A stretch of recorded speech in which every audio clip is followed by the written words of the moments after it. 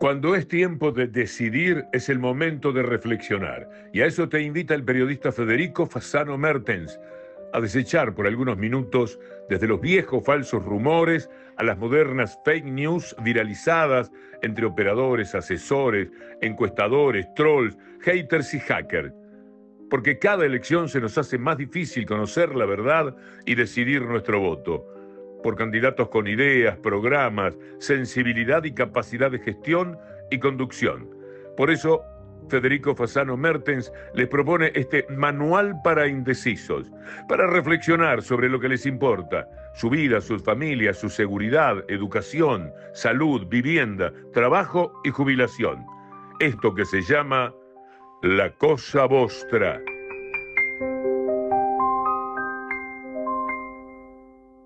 Bienvenidos a esta quinta entrega de La Cosa Vostra, Manual para Indecisos. Comparamos en las últimas 4 entregas la gestión social de ambos gobiernos y la gestión económica de ambos proyectos históricos. Hoy comprobamos con datos oficiales a la vista que de la abundancia social pasamos a una escasez social sin precedentes y que de la abundancia económica pasamos a una escasez económica también sin precedentes. En la cuestión social verificamos que la disminución del gasto público social y la expropiación del salario real de miles y miles de millones de dólares a los trabajadores generaron la vuelta de las ollas populares, el aumento de la mendicidad, el aumento de la gente que vive en la calle. Y en materia de gestión económica, también comprobamos que hoy tenemos un atraso económico también sin precedentes, un crecimiento de menos del 1%, del 0,7% de crecimiento económico, el PBI más bajo de los últimos 20 años.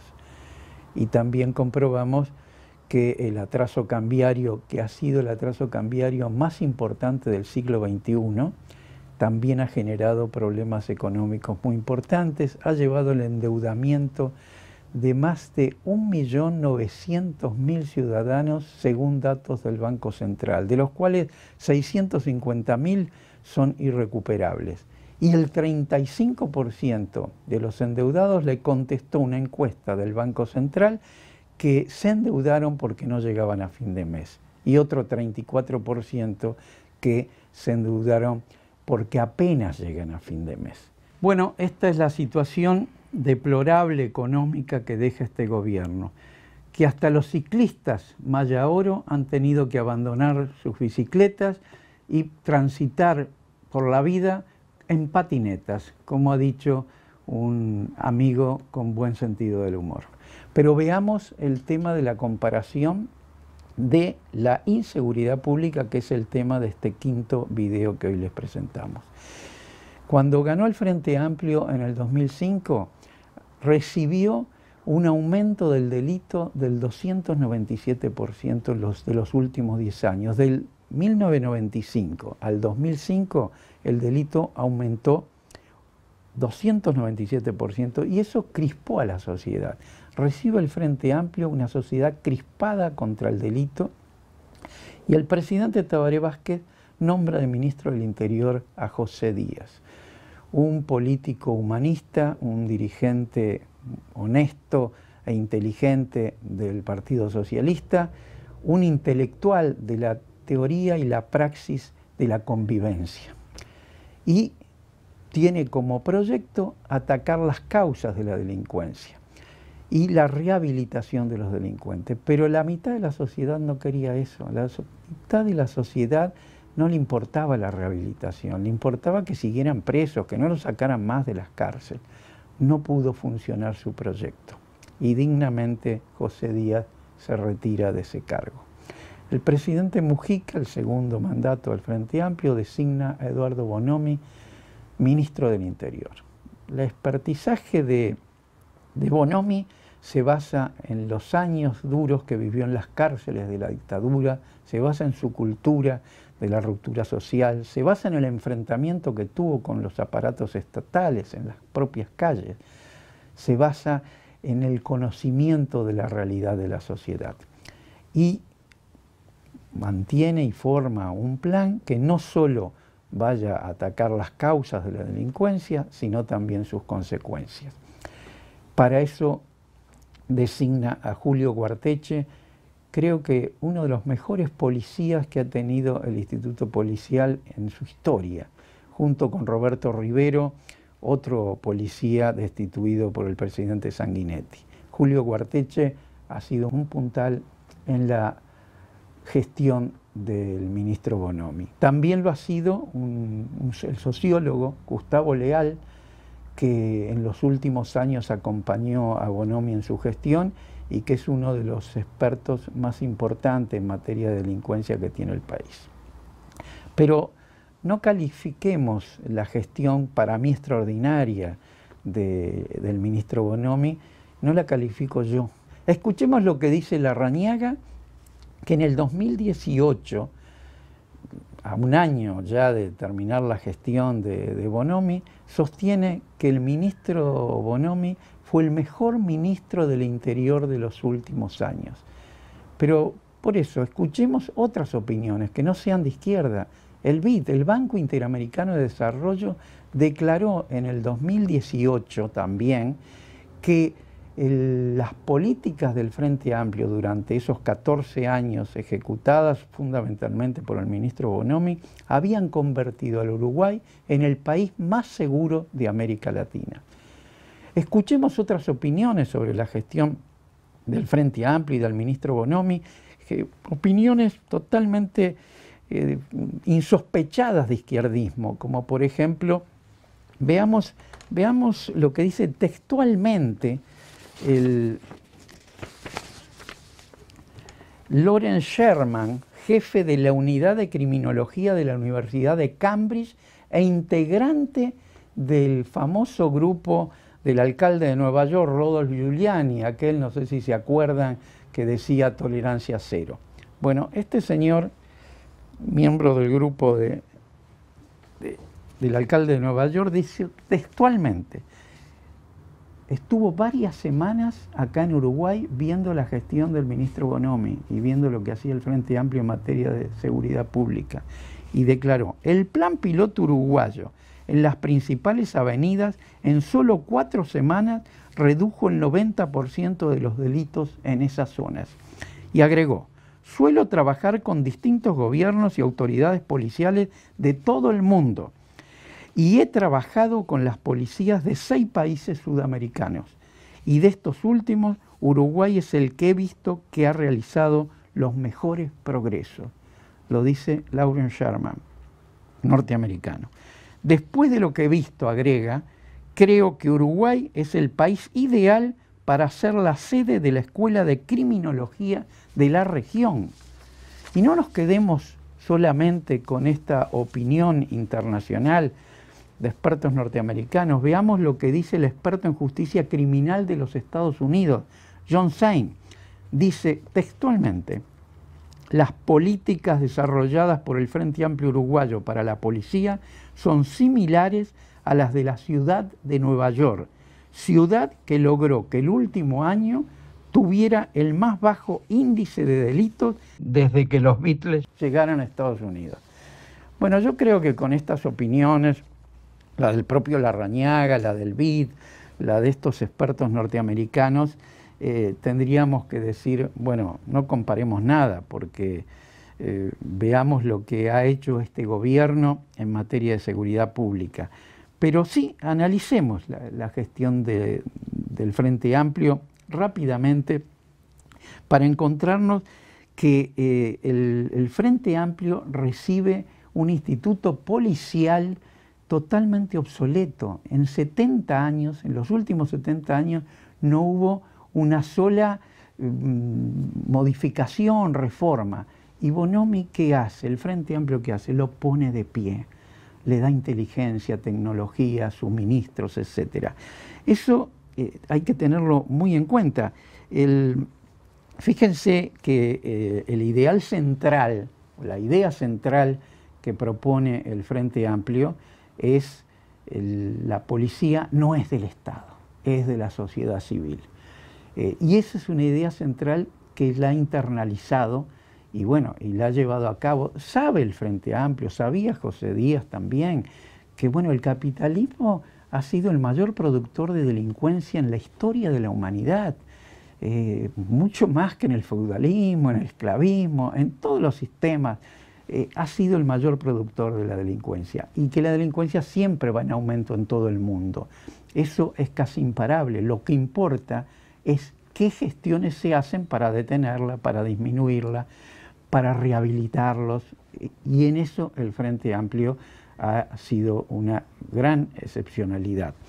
Pero vayamos a ver qué hizo concretamente, aparte de esa idea central. Por ejemplo, esa idea central compatibiliza con la creación de la policía comunitaria. Una policía comunitaria, lo que buscaba Bonomi y el Frente Amplio era transformar al policía prepotente en el policía protector, en el policía solidario. Y eso se logró en gran medida en esa época.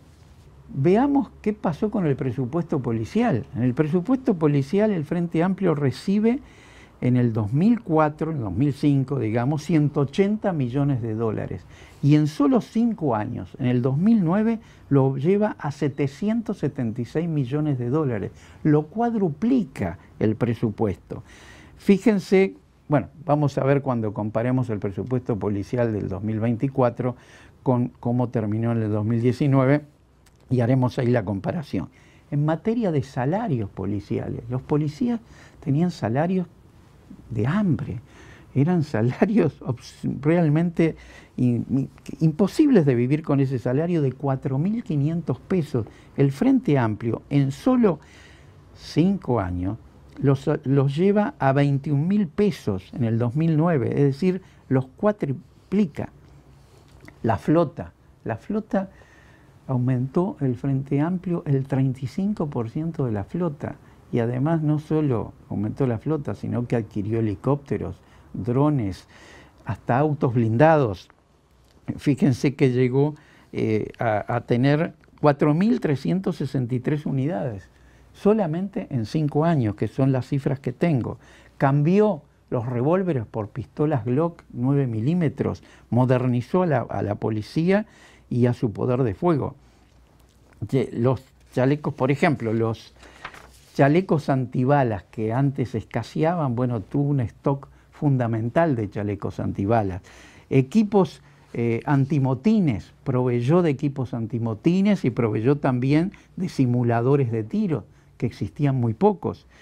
Logró implantar el sistema TETRA de geolocalización, que dio bastantes resultados, y logró mapear el delito, que antes no se hacía. Y eso fue un gran acierto de Bonomi y del Frente Amplio.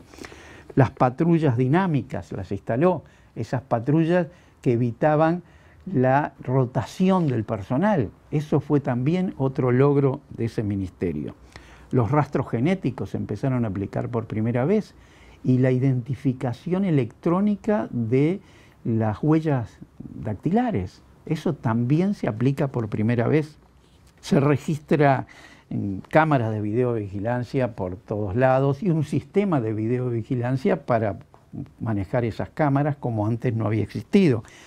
Hay múltiples visores nocturnos que se distribuyen y hay nuevas zonas operativas, incluso cambian las funciones de las comisarías drásticamente y sobre todo se le da una gran importancia a asuntos internos y se le da presupuesto para combatir la corrupción policial, que es uno de los grandes problemas del aumento del delito.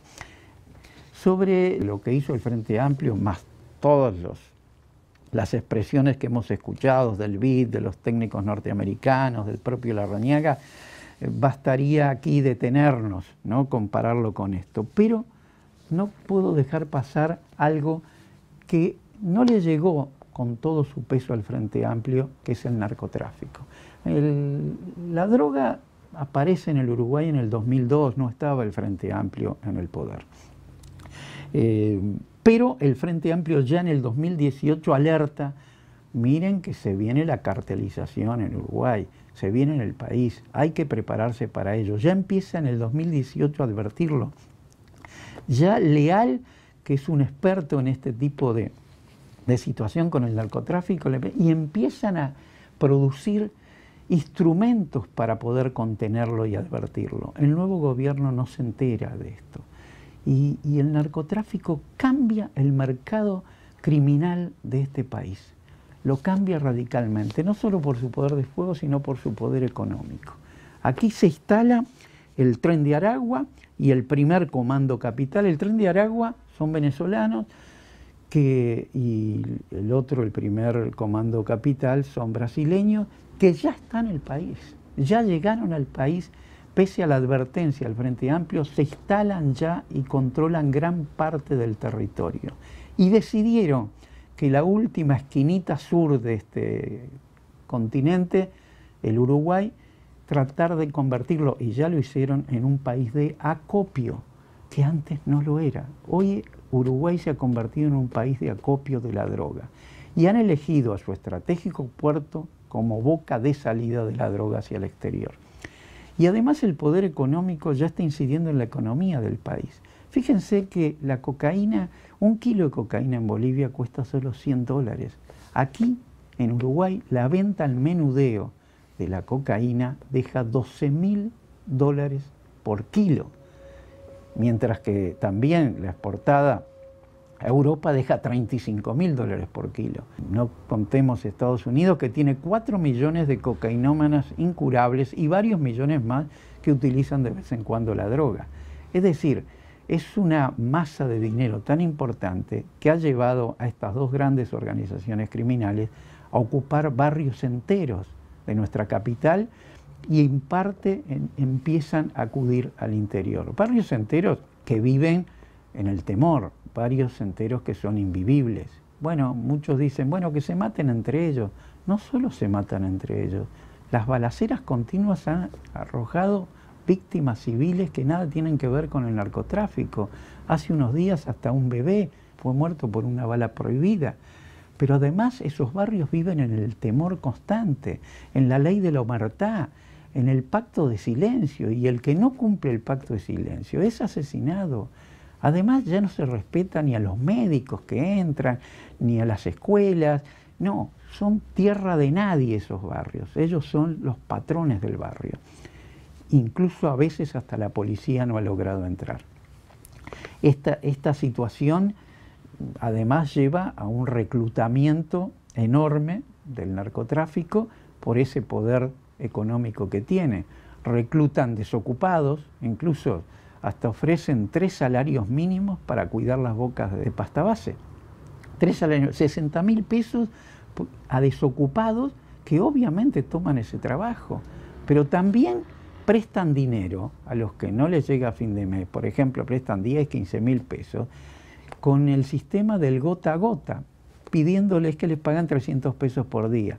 Obviamente los primeros días, cuando uno recibe 10.000, 15.000 pesos, puede pagarlo, pero ya la segunda semana ya no puede. Les condonan la deuda a cambio del reclutamiento. Reclutan también a los presos por el hacinamiento en las cárceles. Es un caldo de cultivo para el reclutamiento del narcotráfico. Hay muchos expresos que son reclutados y reclutan sobre todo a los rapiñeros y a los ladrones, cuyo negocio es mucho menor que el del narcotráfico. Ganan mucho más con el narcotráfico que con la rapiña y con el robo. Entonces han logrado un ejército de desocupados, de desplazados, muy importante, y que si no hay políticas para contenerlos, como ha ocurrido en este gobierno, una ausencia total frente al narcotráfico, el problema de la cartelización es Ecuador hace 5 años estaba en la misma situación que nosotros en este momento. Hoy Ecuador está en manos del narcotráfico. Es un estado narco. Ya es incontrolable, no lo pueden controlar. Tenemos que evitar que eso llegue a nuestro país. Y bueno, ¿qué ha hecho el gobierno de la calle Pou ante este fenómeno, que es un fenómeno nuevo en el país? Veamos los cuadros, veamos las cifras, veamos qué ha hecho. Lo único que ha hecho ha sido legislar. Pólvora mojada, diría yo. Ha creado la LUC, ha creado el derribo de aviones, bueno, no se ha derribado ningún avión del narcotráfico, ha generado una severidad en la política de represión, ha amenazado con sacar a los militares a la calle, pero en los hechos todo eso es puro papel que no se ha traducido en ningún esfuerzo en la realidad. Sobre todo yo diría que este gobierno no entendió la economía del narco, que es la clave donde hay que atacarlos, la economía del narco. Fíjense que el propio ministro de Defensa del actual gobierno ha dicho que Uruguay es un colador, que nuestro puerto es un colador. Además, han derribado todos los escollos que le pone el antilavado de dinero. La LUC mismo ha favorecido el lavado del narcotráfico, ha permitido la desbancarización de muchos miles de dólares que se pueden pagar en efectivo de acuerdo a la LUC, y eso lo ha aprovechado el narcotráfico. Es decir, que no entendieron el sistema económico del narcotráfico y no lo han combatido, e incluso lo han protegido indirectamente, no porque hayan querido. Pero ¿qué han hecho, por ejemplo, con el 53% del territorio uruguayo que carece de radares? No lo han resuelto ese problema. Y el otro 47% que sí tiene radares no tiene aviones de interceptación. Incluso han adquirido aparatos absolutamente inservibles, como sabe todo el mundo, en lugar de adquirir aparatos de interceptación que son los que realmente pueden incidir en disminuir el narcotráfico. No convocaron un gran acuerdo nacional, hubo mezquindad en eso. Como no podían destruir las cifras de todo lo que había hecho en materia de seguridad pública el Frente Amplio, como no pudieron silenciar a los expertos norteamericanos ni al BID, crearon para derrotar al Frente Amplio, y fue una de sus principales banderas, la sensación térmica del delito. Es obvio que el delito crece. Lo importante es cuánto más crece con relación al periodo anterior. Si el Frente Amplio recibió un 297% de aumento de delito y lo bajó al 84%, es obvio que algo de delito iba a subir.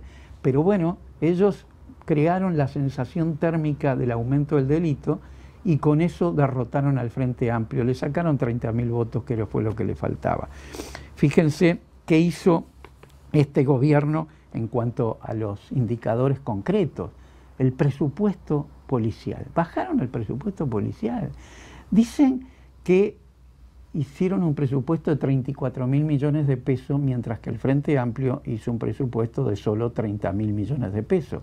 No es cierto, porque no están contando el 38,25 de la inflación de estos 5 años. Eso lleva el presupuesto del Frente Amplio a 41.000 millones de pesos. Es decir, tuvieron menos presupuesto que lo que puso el Frente Amplio en esos últimos años. La densidad carcelaria es un escándalo.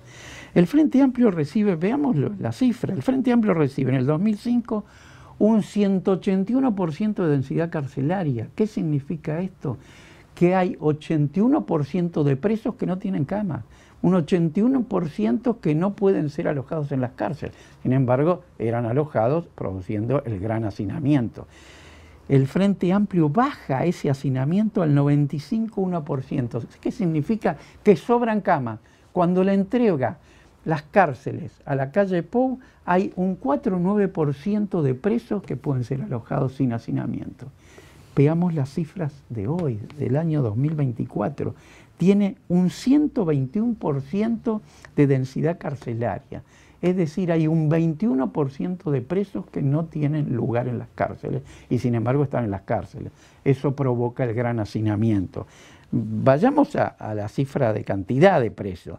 En el 2019, el Frente Amplio le entrega a la calle Pou 11.535 presos y con la posibilidad de aumentarlos sin hacinamiento.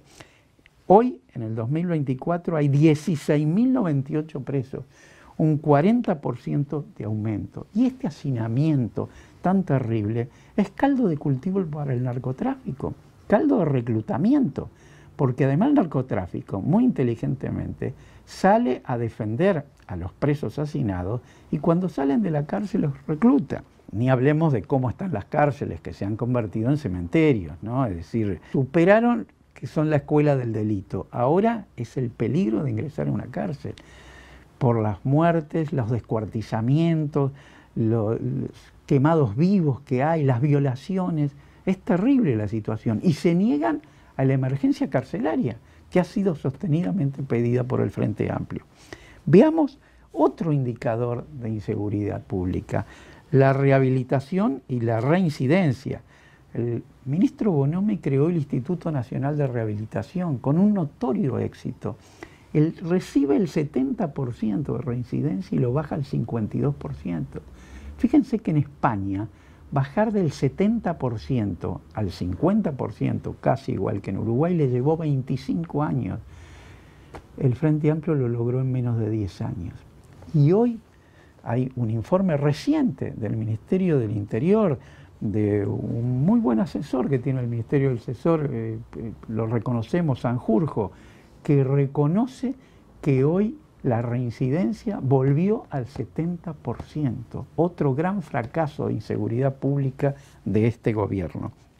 Pero bueno, veamos en qué ha tenido éxito en inseguridad pública este gobierno. Bueno, ha tenido éxito en la baja de rapiñas y de hurtos y de abigeato.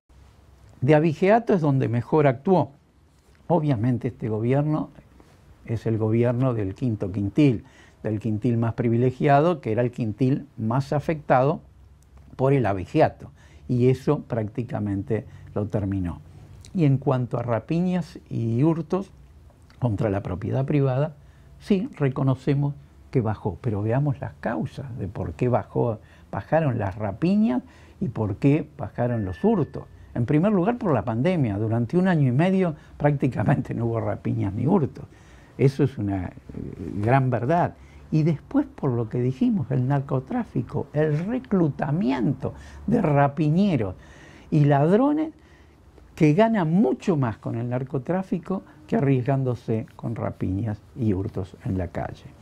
Y además, quiero señalar otra cuestión que no la puedo probar, pero que es también una sensación térmica, que hay mucha gente que no denuncia los hurtos y las rapiñas. Y que las que denuncian, no las denuncian entre otras cosas por las largas colas que hay que hacer, las horas que se pierden, y además porque muchas veces el que toma la denuncia, vaya a saber qué instrucciones tiene, cuando es rapiña la puede pasar a hurto, cuando es hurto ni siquiera lo pasa a fiscalía.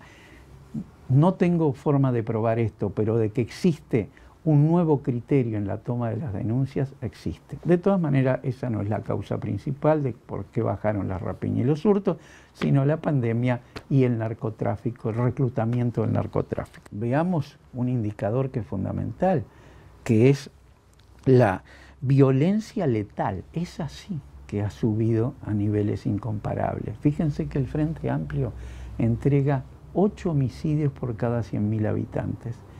Y este gobierno tiene 11,2 homicidios por cada 100.000 habitantes, una suba muy importante. Las últimas informaciones indican que hay un homicidio cada 23 horas. Un homicidio cada 23 horas.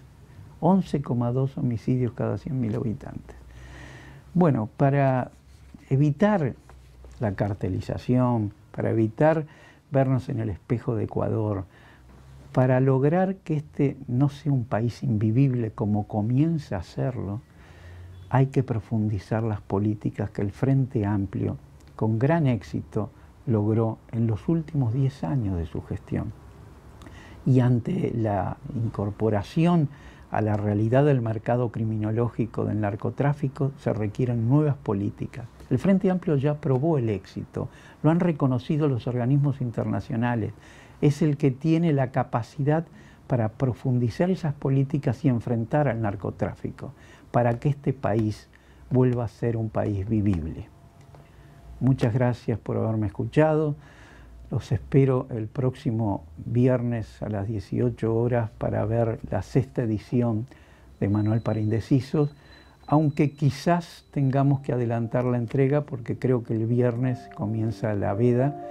Y bueno, no queremos violar la veda, probablemente tengamos que entregarlo unos días antes. Muchas gracias y hasta la próxima edición. Gracias por compartir este manual para indecisos que les propone el periodista Federico Fasano Mertens de camino a las elecciones nacionales, para reflexionar y decidir sobre lo que importa, la cosa vostra.